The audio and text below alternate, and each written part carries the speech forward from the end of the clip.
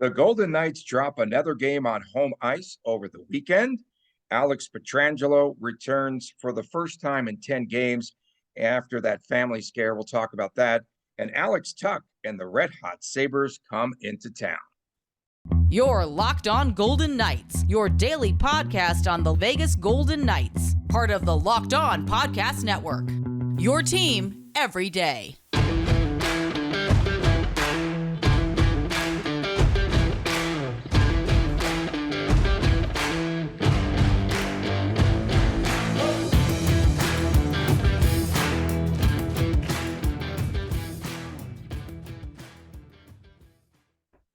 Hi again, everyone. Tony Cardasco, Chris Golick from Las Vegas. Hope you had a terrific weekend. Thanks for making us your first listen each and every day. Find us on YouTube, Locked On Golden Knights. Please subscribe, leave your comments there, whatever. And definitely check us out on Twitter. Very entertaining, especially with TD Chris G's tweets. I'm Tony at Tony Dasco at Locked On VGK. So yesterday I'm at the Raider game, and suddenly I thought it was two used car salesmen walk through the press box. George McPhee and Kelly McCrimmon walk through the press box. Not only that, so I'm sitting down there on press row there at the Raider game, and all of a sudden, over my shoulder, they're like, "Hey, do you know where we're sitting?" They couldn't find their seat. They were looking up in the press area for their seats. And they found you for advice? I was sitting right there. I don't think you guys are here on press row. I didn't think that they were. I don't know where they wound up, but in any event, Tony, that was your shot right there, man. That was your shot. You could have teed off. You could have gotten yourself exiled from two teams in one shot there. In any event, someone said to me, "Can you tell them who you are so that they know that you're the guy that's constantly blasting the front office?" So it was good comedy. But the Golden Knights now 1-5 over the last 6 games at the Fortress, and now 8-8 at home, and they're in double digits now in losses with 10. VGK comes off the road to yet another home loss. It just is kind of perplexing at times. Golden Knights, again, they have two. Riley Smith, and we featured him on Friday, and he had 2 goals, power play variety. And then Smith almost had the hat trick, hits the crossbar, a lot of drama in this game, what have you. But the Isles opened up the scoring in that game, as we saw. Anders Lee, shot from the slot, and not the best night. Let's start here with Logan Thompson, beaten twice, 5-hole. I want to talk about that. And almost gave up another goal just a millisecond away at the end of the second period of play. On that, who was it? Simon Holmstrom, I think, had that shot there. That was a blast. So not a great night for Logan Thompson. Defense wasn't good either. Why don't you just take it from there? And also more comments, of course, about McCrimmon and McPhee just roaming around. I don't think we got time for McCrimmon and McPhee. I'll see if I can get McCrimmon in the employee dining tonight. Usually I get him down there for a little bit. And but moving past that. So LT, we'll start there. LT gave the team a chance to win. He wasn't terrible. And I did notice Cassidy made the comments, the other guy's making saves. I forgot the exact quote, but the other guy's making saves and we weren't getting them. Our guy wasn't making those saves. There you go. Yeah, it was a shot right there. And honestly, that's an unfair shot in my opinion. And Tony, you did mention that it was kind of strange how Aiden Hill started this past Monday, was it?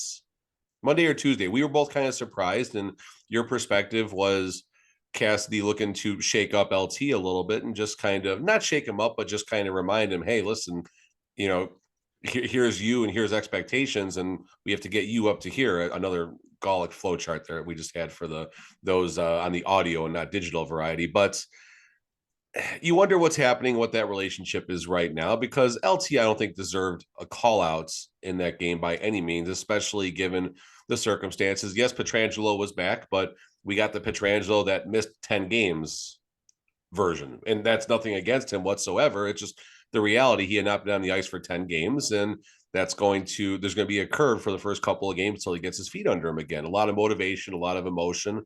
But at the end of the day, he still hadn't been on the ice for 10 days. And again, we're not blasting him, folks. Please don't ever think we're saying anything negative, just acknowledging the reality that he wasn't at his best. The first goal, I mean, was a remarkable goal, in my opinion. You had an awesome saucer pass to whoever scored it right in the slot there. The puck settles right as it gets to the person's stick. And it wasn't far out from that bumper position, right? It was right between the circles. Anders Lee. Beautiful shot. So what are you going to do on that? And then, unfortunately, Peitrangelo was absolutely beaten terribly on the second Islanders goal, where whoever it was just walks right in, right down Broadway. Okay, Hudson Fasching. I think that was his first. Yeah, that's goal. Right. I remember that name. Okay, so he comes right down and beats him, and it wasn't the hardest save to make, but you let someone walk into a high danger place, and things like that are going to happen. So I don't think LT deserved the call out. LT, I'm sure, will take accountability for it not being a great game. LT is as honest as Cassidy, if not even more honest about his game. So interesting times right now.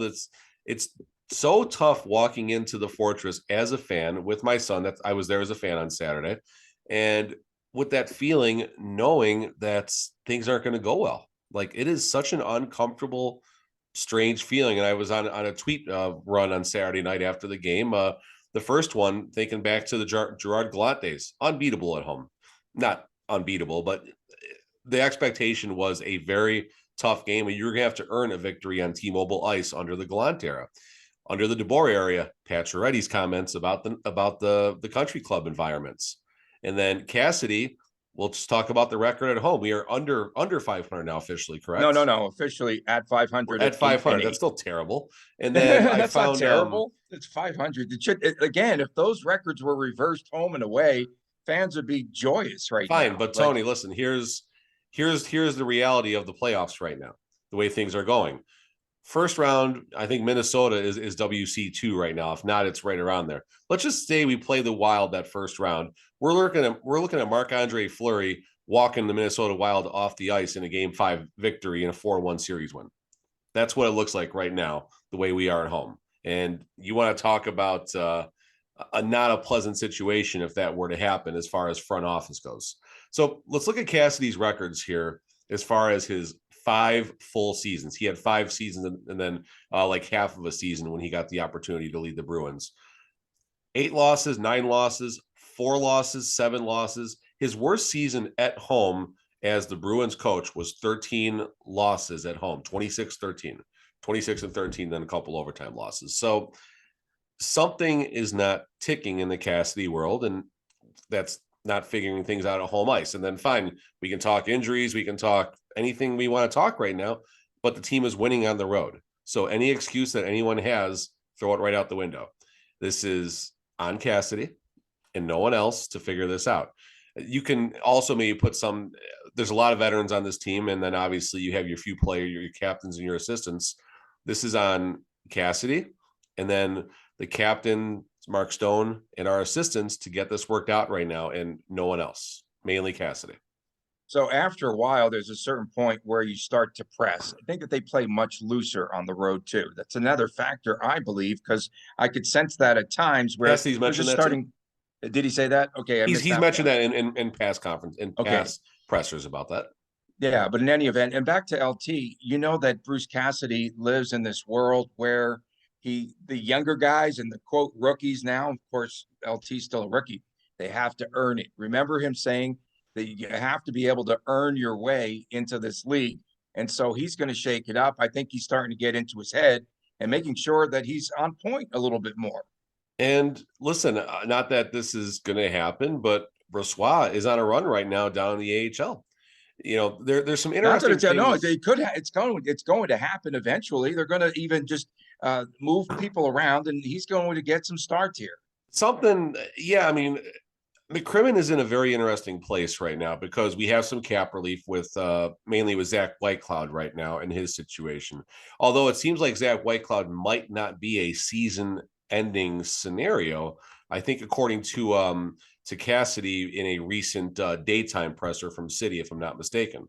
Now, season ending, regular season playoff run, I don't know how to necessarily define that right now. I guess if we make an acquisition in the $2.5 to $3 million range in the next in the next 2 or 3 weeks, that'll tell you Zach Whitecloud's regular season has most likely ended, and we'll see if he can make a run for the playoffs or not. Or miraculously, he's back in game 1 of the playoffs, but they don't cook the books, so we won't talk about that. So a lot of strange things happening. McCrimmon has some tools. I just saw him yesterday, that guy. Yeah, you did. You should have asked him. I'll ask him tonight for you. We'll see how it goes. But Brossoit is doing well in the AHL right now. That is a commodity. Right. You have Miramonov, who is still, although Miramonov, he didn't have the greatest game on Saturday. There's a couple of times, a couple of turnovers. Chances. Well, he did have some chances, yes, but there was some at the blue line, some rough play, and a couple of times he couldn't handle the puck. It wasn't as good as his other games were, but not bad by any means. And then Brayden McNabb couldn't clear the zone on that Holmstrom goal. Yeah, that was bad. I don't know what he was trying to do there. I think he was trying to go high off the glass, and it didn't work out. Although shout out to McNabb, he almost got an interesting goal. And I think it was the third period where he was below the goal line somehow. It's so funny when like him and Nick Hague find themselves down there. And he tried a real soft backhand, like top shelf. It would have been remarkable if he would have scored it. It was McNabb at least knows what to do when he gets down that side of the ice. He has scored some. He showed his John Merrill-esque soft hands around the nets. So we also had a couple of empty net goals. Mark Stone. I want to talk about Mark Stone in this game. So everyone claims that he went down due to a Phil Kessel shot. That was such a softy shot. It could not have hit. It hit him, but I don't think it hit him in the area that he was holding down near the, you have to believe, the Achilles zone down near there. And I think that they more or less covered up for him. Okay. This, of course, we know. I already had him on the else. I already had him done for the season. Call it what it is. So I don't know how he came. I don't know how he came back. Maybe to stretch it out or whatever to see how it. It was definitely a non-contact injury. Okay, it was not due to the Kessel shot. I watched it about 20 times. It was a soft puck that was just, it just hit him in the back of the leg, but it wasn't due to that. And you're going to tell me that's a delayed reaction? No, I actually got a good quote Cassidy from a said buddy. It's a stinger. Cassidy said it was a stinger in the back of his leg. I mean, maybe so a couple things. I got a good quote actually from a good buddy of mine, William Conlon, fellow colleague as well, and someone who's becoming a good friend now. But he said, after we're all going up and back about the fact that Stone's in a bad place, Stone's bionic leg needed a battery change. I thought that was pretty fun. So yeah, I mean, it looked like non-contact to me. That's the first thing I said, and I saw that kind of spreading like wildfire. And I'm not saying anyone took what I said, just that's what all of us thought we saw, who had eyes on the game. And then the way he's no weight at all on his leg, zero weights, T-Mobile. And it was unfortunate because there was such a good push happening, and that took every bit of momentum out of the arena that was left. It was terribly unfortunate. No weight on it, goes down to the tunnel, and then dude's back. So honestly, I am buying that it could have been a stinger. It could have hit him in a spot that gave him a very strange, uncomfortable sensation, because he did come back. Now, he didn't look good at all when he came back, but he came back. But to be fair, he doesn't. I've said this how many times? He doesn't look great when he skates, and that's not a knock on him. I am not knocking Mark Stone whatsoever. He is simply not the player you're ever going to see taking on the other 7 fastest skaters on the planet in the All-Star Skills Challenge. That's all I'm trying to say when I make that claim. Let's see if we have Stone tonight. That'll tell us a lot of things. If Stone comes out tonight, obviously, sure, it's a stinger. He might have taken a puck in a weird nerve or something back there. And maybe it was the puck that did something strange that created whatever it was, but it was non-contact all day. I don't care what anyone says. That's what it looked like. Yeah, for sure. And then something else strange happened, but on the Islanders side, we saw where Semyon Varlamov. No one in the arena knew that. No one in the arena knew that I didn't even know until you texted me. I was telling people around me. No one knew. I was like, wow. They didn't even announce it. He went over to the bench. Okay, I was watching the Islanders feed. He went over to the bench, talked to the trainer, and just went off the ice. And no one knew what had happened. And then after the game, they were like, we're not sure. He's going to be evaluated. One of my friends had texted me and said that he thought that his right hand, he was shaking it earlier in the game, but who knows? And so then we saw Sorokin come in, and Ilya Sorokin had an easy night of things, just had I think faced one shot. And then yesterday they called up Corey Schneider for the Islanders, but Yeah, that was kind of odd. You beat me too. I was just checking Gil Martin's timeline to see what the latest was about that. Our guy Gil with I love Gil. the He's fun. Lockdown Islanders is one of the best. Yeah. Coming up next, we've got Alex Petrangelo's return, and we discuss the serious illness that kept him out of the lineup to his daughter.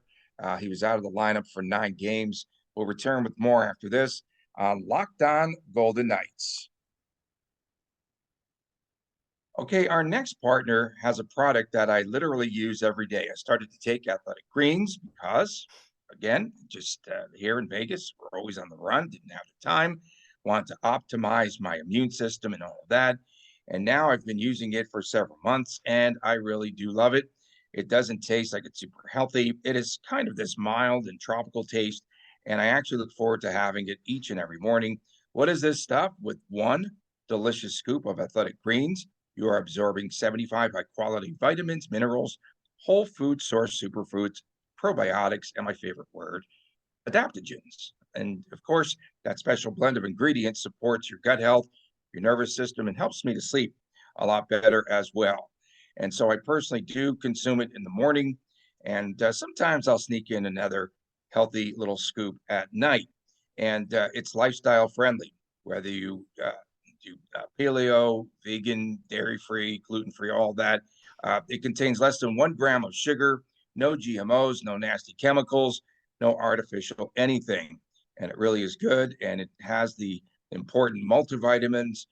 Tons of people take some type of multivitamins every day, but it's important to choose one with high quality ingredients that your body will actually absorb. And it costs less than $3 a day. You're investing in your health. They have some tremendous reviews. And in 2020, AG donated over 1.2 million meals to kids in 2020. To make it easy, Athletic Greens is going to give you a free 1-year supply of immune supporting vitamin D and 5 free travel packs with your first purchase. All you have to do is go to athleticgreens.com/NHL network. Again, athleticgreens.com/NHL network. And you can take ownership over your health and pick up the ultimate daily nutritional insurance. Welcome back to Locked On Golden Knights. Tony Cardasco, Chris Golick in Las Vegas. And thanks for making us your first listen each and every day. Go to the YouTube page, please. You could have a lot of fun there and leave some comments. And, of course, subscribe. Haven't gotten blasted much lately, have I? People must not be watching. They like me. No, they like me now. I think so. So Alex Pietrangelo, on a serious note, explained the absence in which he was gone for 9 games with the VGK. He said his teammates and folks from the front office and everyone within the organization, they were texting him and calling him, and he wasn't able to return anything. He was just really, I think, in panic mode at this time. So his 4-year-old daughter, Evelyn, she caught the flu over Thanksgiving. And then a very scary situation evolved. He said that she had a lesion on her brain. And it really was something that he said it was very scary. She couldn't eat, she couldn't walk, she couldn't talk, and it was very sad, couldn't even open her eyes. And doctors said that she now will make a full recovery. The VGK had posted this photo, which of course we put on at Locked On VGK, of Pietrangelo going over to say hi to his daughter and his other 2 daughters and his wife, his entire family. And it shows you again the importance of life outside of hockey. And that was just a tremendous photo that was really heartwarming. And he's really just been through the mill. And I just thought that they shouldn't have put him in a position on the ice to play that many minutes.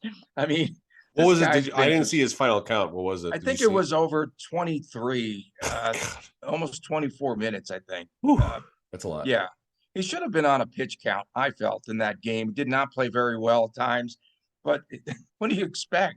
I mean, he couldn't have been in the best hockey shape. When you're out there at Ben Hutton, you got to get as many minutes as you can. He couldn't have been, in the best hockey shape. And then emotionally, the toll that it took on him, you could just feel that emotion when he was talking to the media over the weekend. But it's great to have him back nonetheless. Yeah, no doubt. I got the far away version of that photo that the team put out from way back up top 217. And that's when I put my tweet out. I said, anything you got towards an Alex Pietrangelo prop, fire on it, because I felt there was going to be a level of emotion that was going to just have him be on fire at that game. It wasn't the case, but again, it's good that he's out there. It's good that it's better that the family is doing well. And just reading, going through the ESPN version of the article, I think, if I'm going to say this right, forgive me if it's wrong, but encephalitis, I believe, is Encephalitis. encephalitis. It's just, I mean, I got a daughter. Many of you got family out there and stuff like that. I just can't imagine the weight of that. And, thankfully his profession is one of such where it is easy for him just to, escape and, shut everything off and not worry about anything besides making sure, in his words, his precious little girl was, was better. And, I mean, she was back. She was at T-Mobile at that game. Like, just it's crazy, just going Adorable. through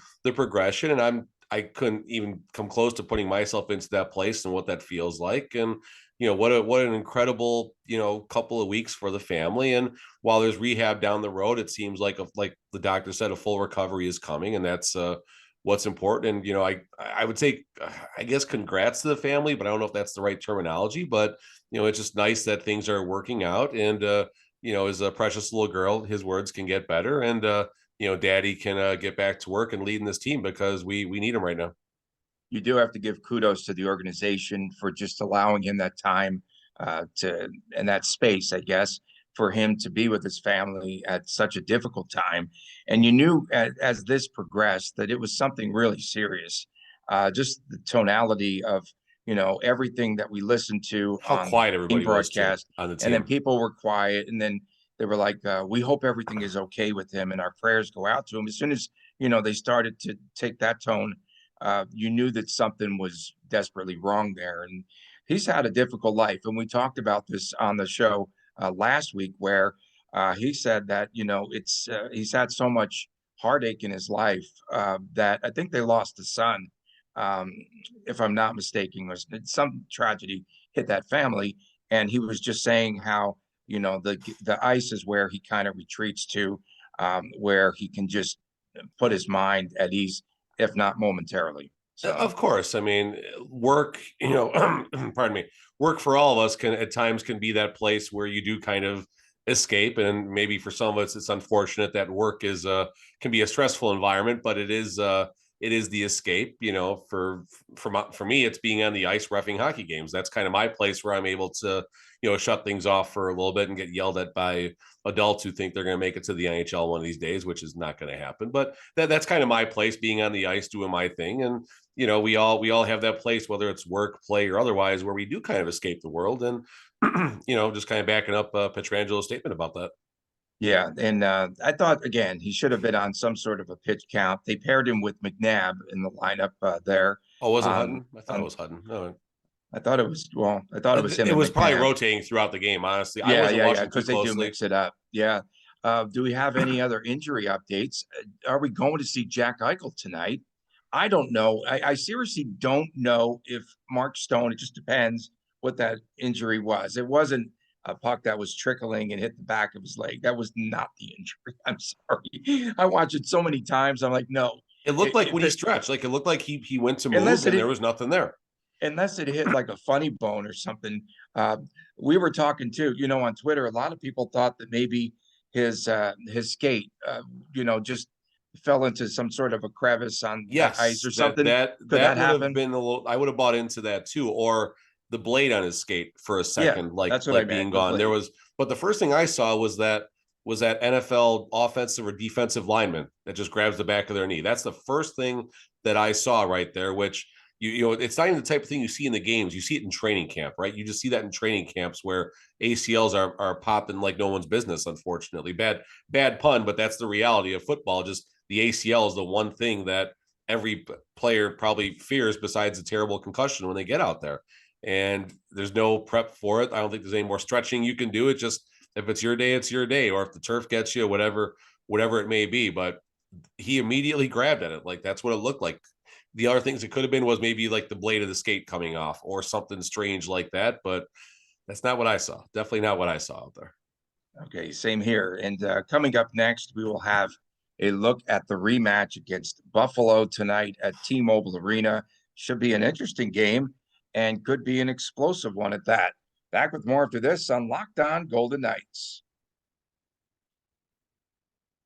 Welcome back to Locked On Golden Knights. Tony Cardasco, Chris Kollick from Las Vegas. Thanks for making us your first listen of the day. Second listen, you got to check out Lock On Sports Today. Locked On Sports Today can be found everywhere, wherever you get your podcast as well. And please subscribe to our YouTube channel. 'Tis the season to do that. And subscribe. The Buffalo Sabres, they come into this game tonight. Again, a team that's improved. When the VGK, though, when they're playing teams, right, the second go round, they're coming in here, I think, for some reason, a much better team. We've seen this repeatedly. We suck at home. They'll be entertaining the Sabres at home tonight. And Jack Eichel, not sure if he's going to play tonight against his former team. Last time out against them, the hat trick, the Hattie, as they call it in the game, 7-4 VGK victory. And that was for the VGK, their 9th consecutive win. They were on that roll at that point. But again, now Sabres are playing just so much better.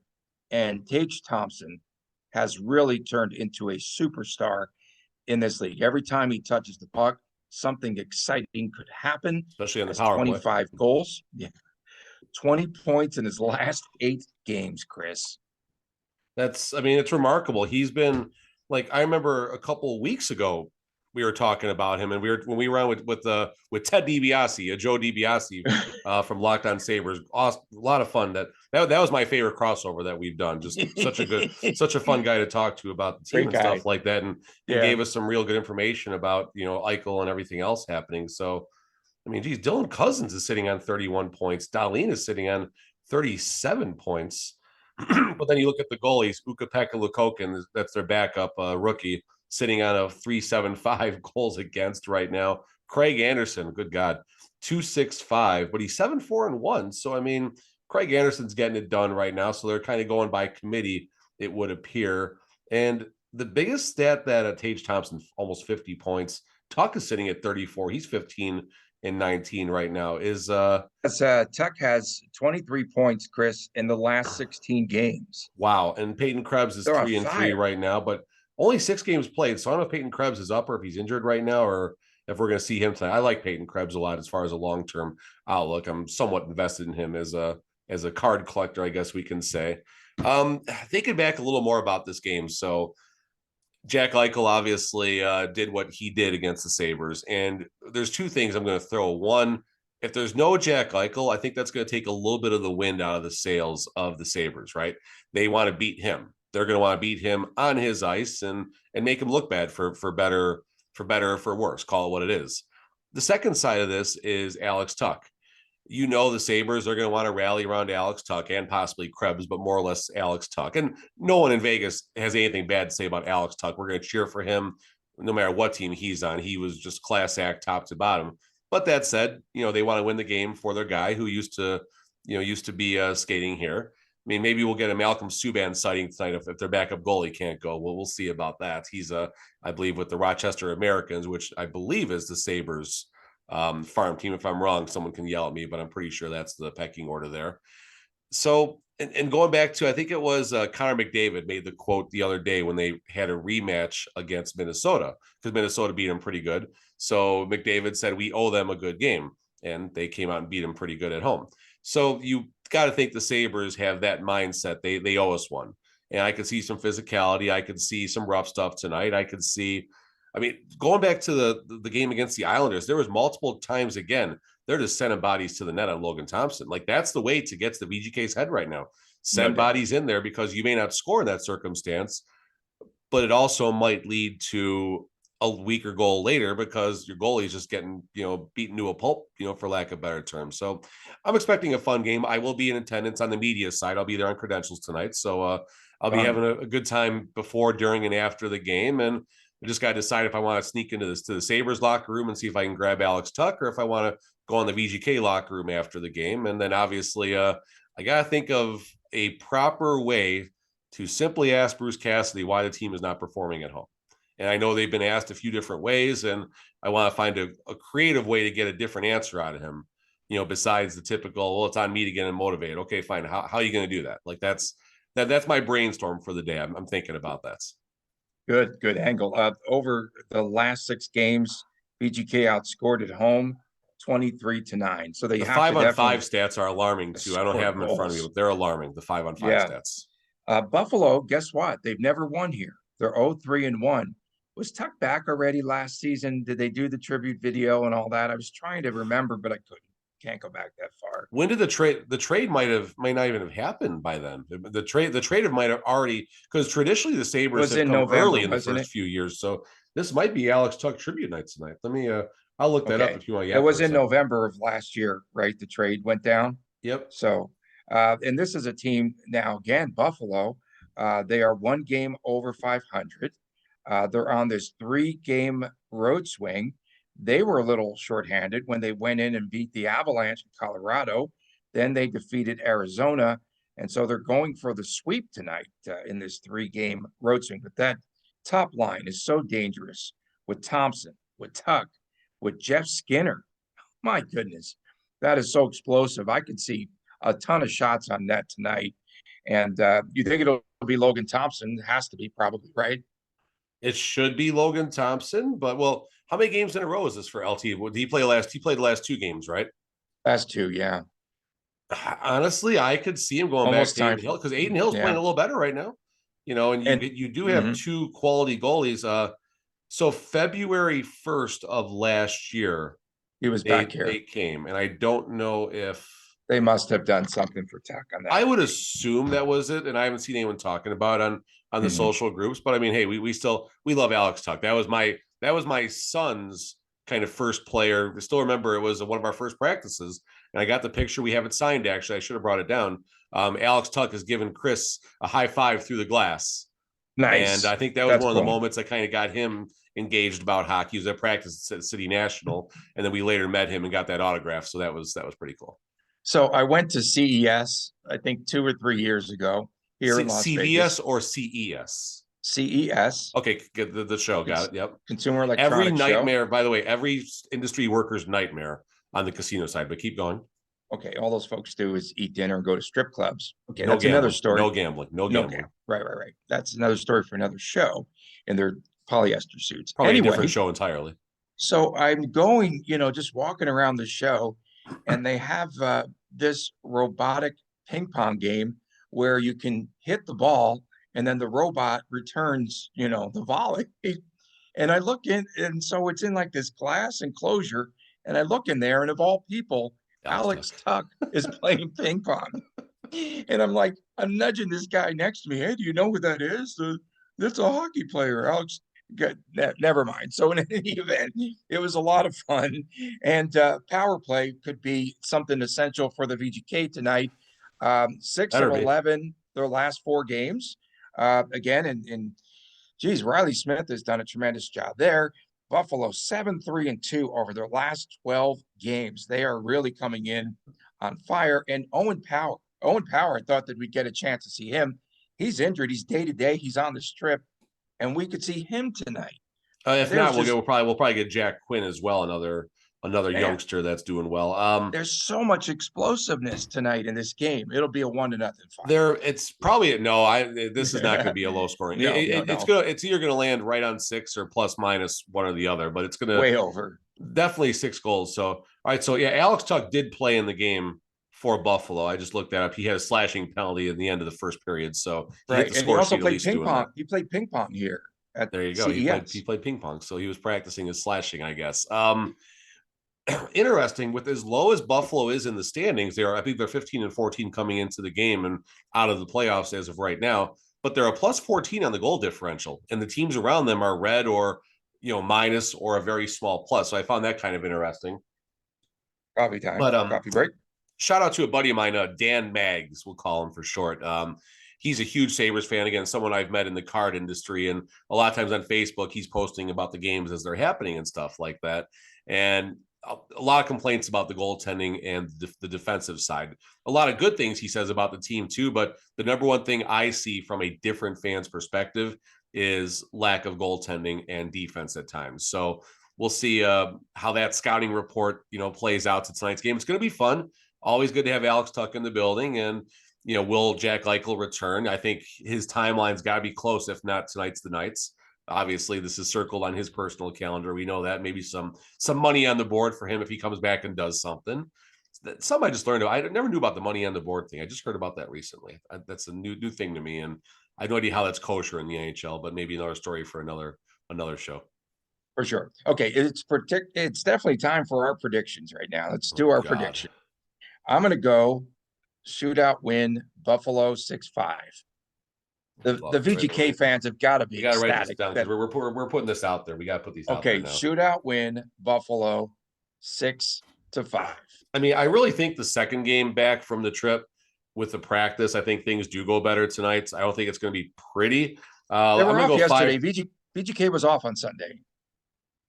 Of course they were, because they're off every day, it seems like. But they're gonna have, at least they're gonna have a home skate today, which will help. There'll be a skate probably around 11 or 11:30 at City today, and maybe we'll see Jack Eichel out there. I'm taking Vegas 5-3 on a William Karlsson empty net goal, of course. 5-3 tonight. Ugly game. Tony fell down, and let's see. Let's just roll right to it here. All right. You see my karate kicks? Oh God, no! Don't do that, Tony. Don't do that. I want you to pull some. We're not insured. We have no insurance, but here we go. The poster will reveal my pick tonight. Non-contact. Is that Keegan Colasar? Of course, it's Keegan Colasar. The media members were like, okay, the post-game presser the other night was so bizarre because who else did they bring out? But they brought out it was Coley and Smith, I believe. It was Coley and Smith, I believe. It was Smith who definitely they wanted to talk to. Colasar enters the room and they're like, what are we going to ask this guy? Like, what did he do? He did absolutely nothing. Being down there and seeing that firsthand, Tony, it's kind of interesting at times. What did he do? The first couple of times I went down there. Yeah. The first couple of times I went down for these media scrums after the game, usually have like 3 or 4 players on the benches kind of sitting, and you kind of go around and whatever. Now they're bringing them out one at a time. And there's times like someone like that, and no disrespect when I say this, but you'd rather get something from Jack Eichel than Keegan Colasar is all I'm trying to say. Of course. Okay. So, so Coley, give me Coley and give me Coley and Watt tonight. I don't know. Give me Coley and Watt to shine. I'm going to go. Sorry, Ryan Wallace.